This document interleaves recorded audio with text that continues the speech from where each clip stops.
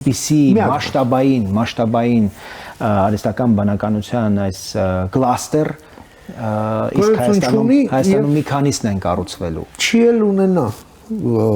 տեսանելի հեռանկարում ուղղակի չի լինելու։ Սա կարևոր է նաև հատկապես նշելու համար, թե Հայաստանը ինչպես իրեն կդրսևորի։ Թե արագության, թե որակի, թե պայմանավորվածությունները կյանքի կոչելու իմաստով, որտեղ բազմաթիվ օրենսդրական նաև կարգավորումների կարիք կա, Հայաստանը միացել է այդ 123 կամ 123 ուրեմն տեխնոլոգիական հասանելիություն ստանալու այդ համաձայնագրին, ինչը կարելիություն է ստեղծում Հայաստանի համար ՆԱՏՕ-ի անդամ չհանդիսացող, բայց Միացյալ Նահանգների դաշնակից երկրին հասանելի բոլոր տեխնոլոգիական ուրեմն դա միջուկային խաղաղ միջուկային էներգիային է վերաբերվում այդ համաձայնագիր 1-2-3-ը, բայց բացի դրանից էլ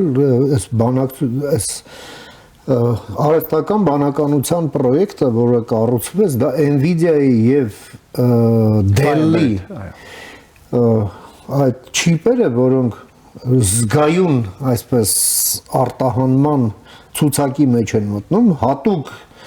թույլտվության պրոցեդուրա անցան Միացյալ Նահանգներում եւ ըստ այդմ Հայաստանի վերաբերյալ որոշվեց այնպիսի լուծում, որը տրվում է Միացյալ Նահանգների դաշնակիցներին։